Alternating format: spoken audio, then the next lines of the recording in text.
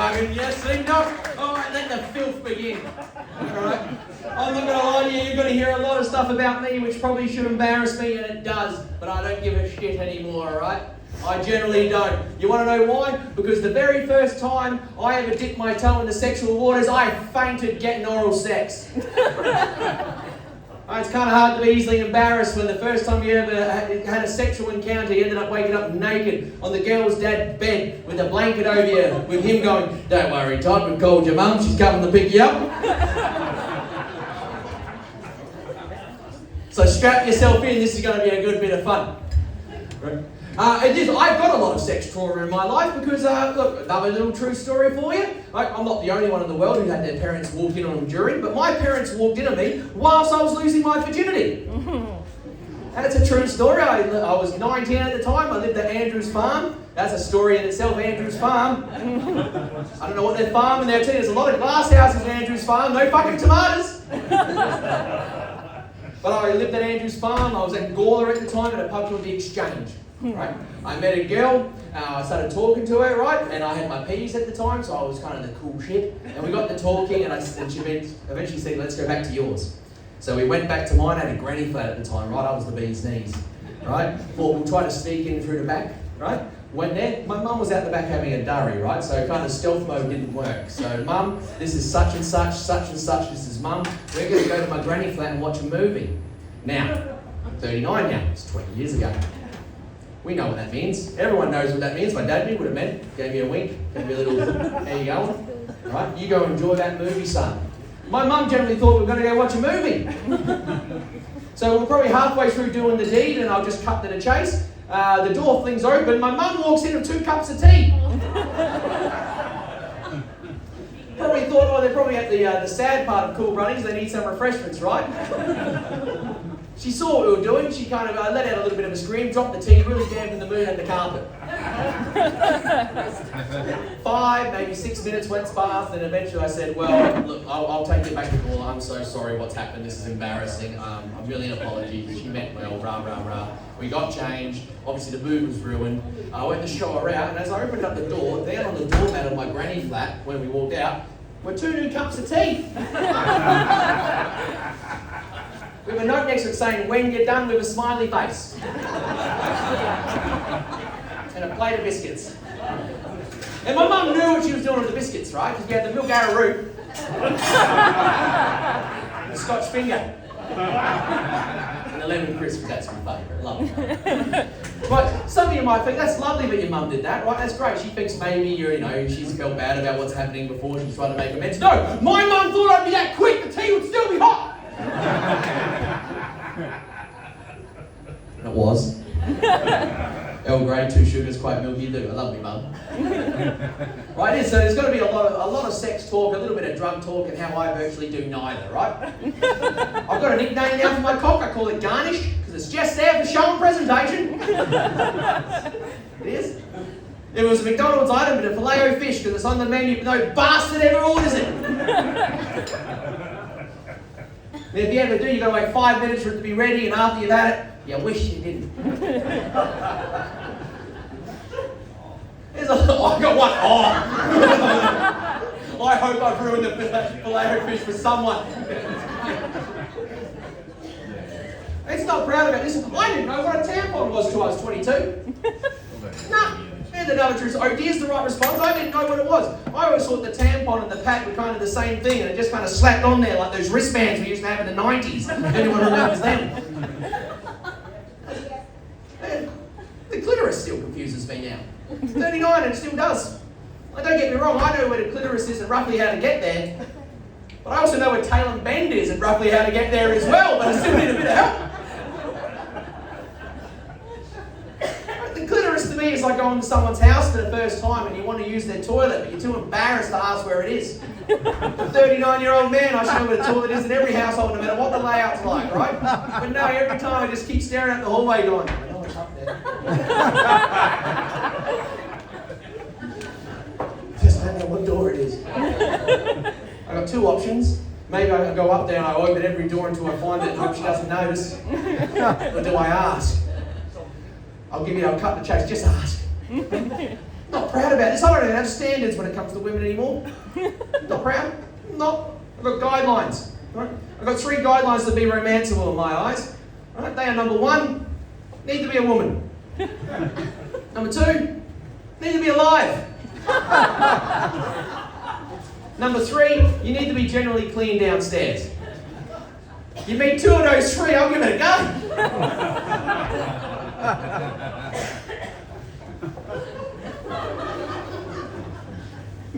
So a few people jumping their head, this is like a great gig. It is. There's not. I said I had a few drug stories. I might as well tell a few of them now, right? Don't get me wrong. I've got 2 decent hard drug stories in my life, and once I tell you both of them, you would have heard 100% of the hard drug stories in my life, right? I think I'm a pretty average bloke, but I've done some above average things, right? I lived for 2 years in the United Kingdom, and I lived for 6 months in Zimbabwe, of all places. The first time I did hard drugs, I did cocaine in Zimbabwe. I don't want to say that changed me, but before I did, I was a very proud 23-year-old Nigerian woman. Did 3 lines at a house party, and this is what I woke up like the next day. Well, I hadn't done anything. A little bit of weed, and that's about as much drugs as I've done in my life, right? But I went over to Zimbabwe with these people who I lived with in England, and we were at a house party, and they were passing around this plate, and this plate gets to me, and there's 3 lines on it. Now, I don't know drug etiquette. I don't know, right? But my mum brought me up, right, you finish your plate.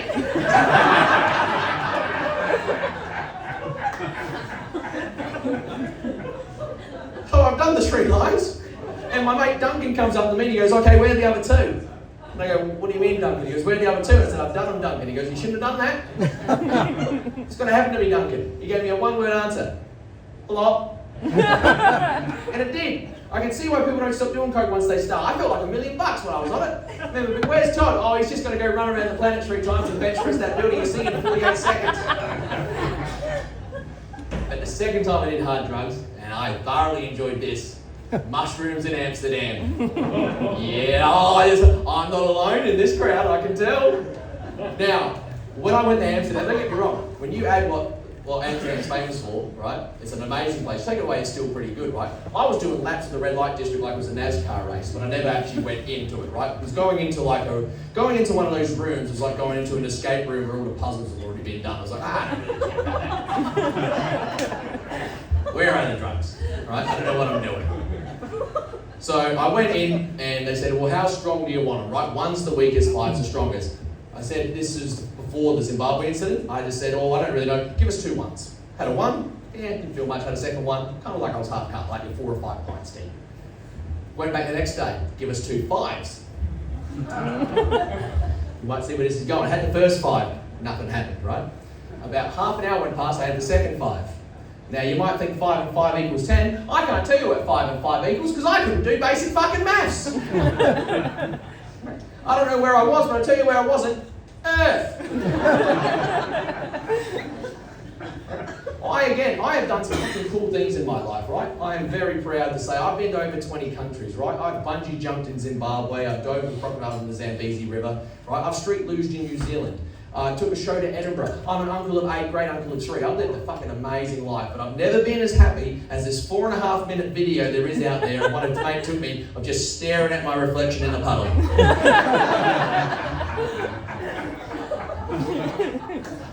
Didn't blink once. But eventually, we all decided, there was 4 of us in the group, we went back to the hostel, right? And they all just stomped out straight away. I wasn't finished yet, so I turned on the TV. 2013 was the year. I turned on the TV, about 3 in the morning. Don't know why this is on in Amsterdam, but it was Steve Irwin, the Crocodile Hunter Marathon. Fucking lock me in. I watched about 6 episodes of this back to back. Still vividly remember the main plot. There was a female croc who was pregnant. She got in a scuffle, bitten on the leg. We got to track her down, train her, treat the leg, right? Save her and the babies, right? B plot, C plot, D plot. There's Bindi. I remember everything vividly. Eventually, I fell asleep, right? Woke up the next day, fresh as a daisy. Again, if you get a chance to do mushrooms, fucking do them. This isn't a PSA. Went and had a shower. I came out, and that's when, in shock horror, I realised, hang on. There's no TV in this room!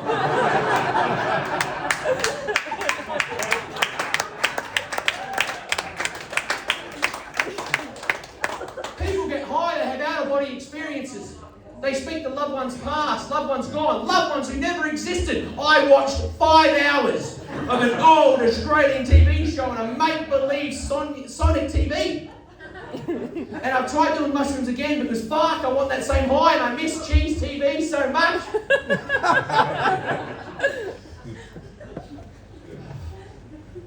So, again, you probably get a lot about me. Like, I talk about sex, I talk about drugs and all this stuff, right? But I got to be honest with you as well, it's not something I'm exactly a connoisseur of, all right? I'm more of a song trader when it comes to sex. Like, there's a lot of stuff, like, if you want politics, really, you're not going to get it, right? The only time I cared about politics is when the government made us have to log in to have a wank. Like, that changed my life completely.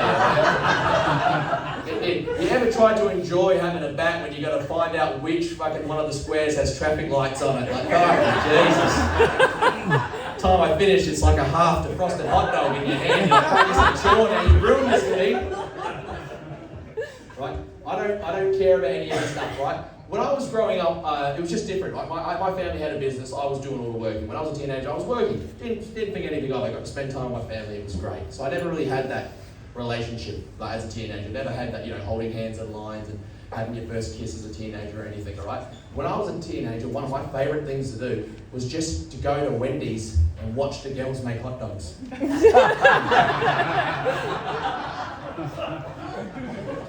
Well, as a 15-year-old me, that was the bee's knees. But what do? The first thing they do is they get that bun and they guide it onto the shaft.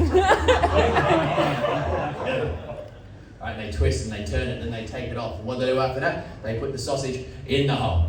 They squirt some sauce and mustard around the rim. It's fucking great. And I always related with the hot dog a lot. I always related with the sausage because it never hit the bottom of the bun.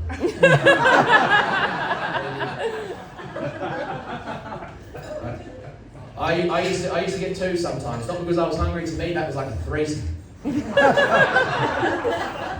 can always tell the person you got at Wendy's as well. You get the young girl who's only been there for a while, and she kind of guides it in nice and softly, giggles a little bit and gently. Then you get the old bird, the manager who's been there for fucking ever, and she just fucking shoves it in.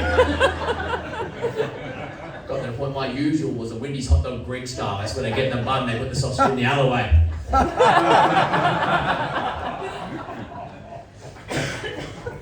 I should be embarrassed about a bunch. It's hard to be embarrassed. I'm going to be open with you. This fringe was an amazing fringe for me, right? Because I did something I never thought I'd do. I actually ended up doing stand-up comedy, right? And it was the whole point of the show was I did stand-up comedy completely naked 3 times during the fringe, right? It was a great thing. It's called the naked comedy show, where every act you come, you get naked. And it's because. And I wasn't used to be embarrassed about this, all right? I'm 39, I was never in a relationship, right? This is kind of a way to kind of break the molds and stuff like that. It felt incredible. Every night, great gig, shot and cock. Like, that's virtually the best way to do it. Right? I remember when I first started doing it, people were like, "You nervous?" I'm like, "No, I don't have a problem with this, but there could be a little snag."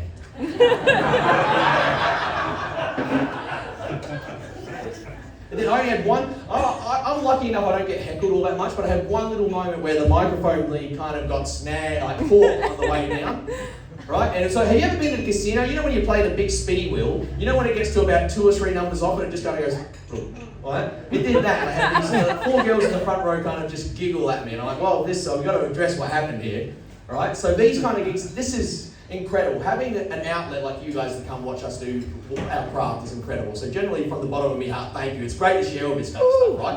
I used to be embarrassed and ashamed about talking about this stuff, but it's great. I'm going to share another thing with you.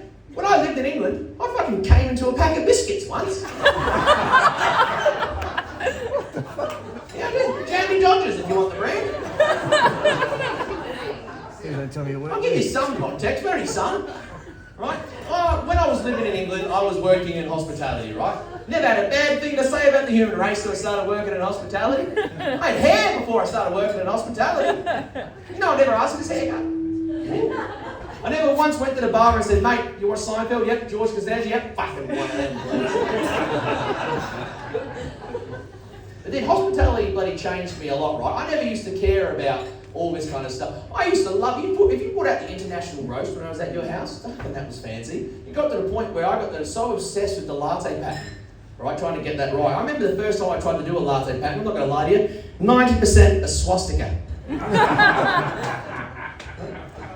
And I was obsessed with getting it right, and I did. For months and months and months, I worked on getting my latte patterns right, my latte patterns better. I want to get this perfected, right? I want to do this right. thousands of coffees later, I'm not going to lie to you, I fucking perfected that swastika.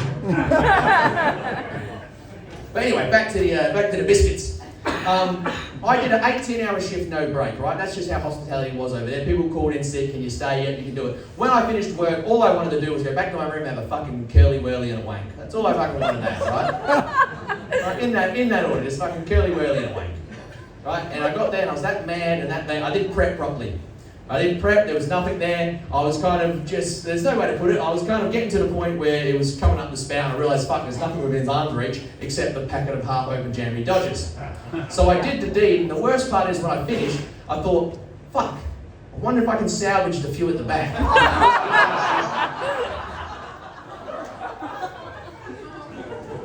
Pass them off as iced Bobos. So I'm going to ruin a food for someone tonight. I'm going to.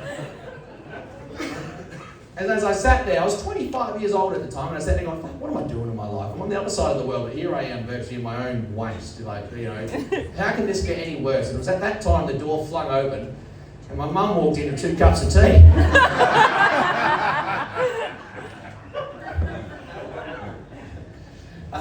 What other stories are there? Oh, listen, I got a mate in November who got circumcised. He's my age. I'm going to talk about that. I promised I wouldn't fuck him. Kane's his name as well, back. But he is well, he's 1 year younger, so he's 38, right? And he recently got circumcised because him and his partner are trying for a child. And I remember when he was telling me the story, I said, what's the story, Kane? Why did you get it blocked off? And he goes, well, the doctor said it, I'll never forget this quote, I have an obscene amount of foreskin. Now, I don't know what makes an obscene amount of foreskin, but my first image was just someone wearing a Legionnaires hat backwards. Like an apprentice baker, right? Years ago, you're trying to make their first batch of Crancies. They've got the sausage to dough ratio all wrong. Well, no. Right? It was virtually, there's no way to put it, it was virtually working like a George Foreman grill. Right?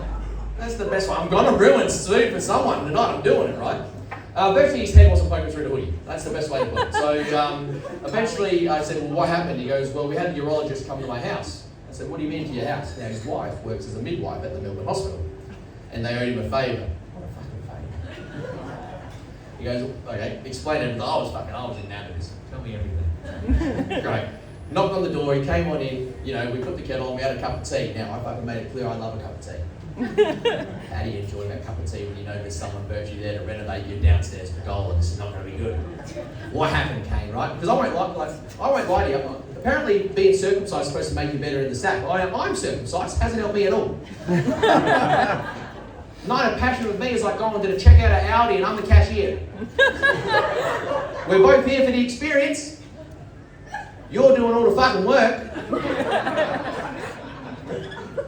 But eventually, okay, so he laid down on the couch and they put this band around his toddler, right? And he has to wait about 20 minutes for it to go numb, right? And I go, well, what happened in that 20 minutes? He goes, I just laid there. I go, well, what did they do? What did your wife and the urologist do for 20 minutes? He goes, he helped my wife move in our new fridge. That has got to be one of the most emasculating feelings I think I've ever heard. Now, 20 minutes later, he just lops it off, right? He just lops it off, right? You know, it's virtually looking like a half-bloom flower. He just cuts it off. I go, what did you do with it, Kane? What do you mean what I do with it? Well, people keep the placentas, people keep the umbilical cords. What did you do with yours? He goes, oh, we just threw it in the bin. Oh, fucking hell, I wasn't happy with that. In the bin, Kane. I reckon you could have kept that as a memento, garnished a cocktail with it, or do something like that. Instead, you thrown it in the trash like a piece of rejected salt and pepper squid. Fucking ruined it for someone. It's like golden light, right? And obviously a lot of this stuff, like I'm single, been single my whole life, and I'll tell you what, there's nothing wrong with being single, because there's no one there to bother you at night when you cry yourself to sleep. That's just a joke, don't worry, I don't cry myself to sleep. The tears keep me awake.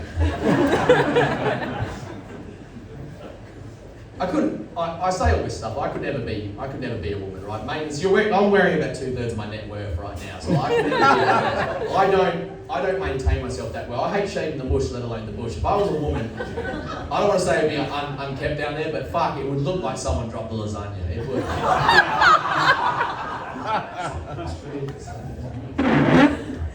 Ladies and gentlemen, just before I do head off, on a obviously everyone you see up here tonight, JJ, Blake, everyone. Oh, there we go, just dropped out. Louise is here. Thank you for the bottom of our hearts. You guys make these gigs. Fuck, I'm not blowing smoke here as well. I'll fucking do 100 country gigs before a city gig, right? Because you guys like a bit of this, and it fucking makes my day. So generally, I'm going to say it. Thank you from the bottom of all of our hearts, right?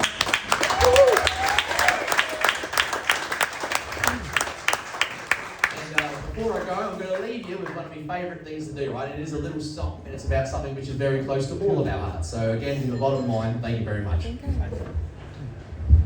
I was 12 years old, laying under my bed. I had a magazine full of Optimum's breasts. I had a boner, a B-O-N-A boner. I was 16, balls starting to drop. There was a girl on my bus with a low-cut top areola. My first areola. I saw something sticking out of her dress. It was a different colour shade to the rest of her breast, her areola. That was her areola. Now, I'm not the world's most attractive man, so I'll take what I get whenever I can, areola. I saw your areola. She tucked it away. She went for the door. I must see some more. I got down on my knees. When I grabbed her, and called the police. Since that day I've been locked away in the prison showers. I get my fill of areola. Areola. So what if it belongs to the other guys? I'm not the kind of man who criticize areola. Areola's areola. La la la la la la. Thanks so much for laughing at me.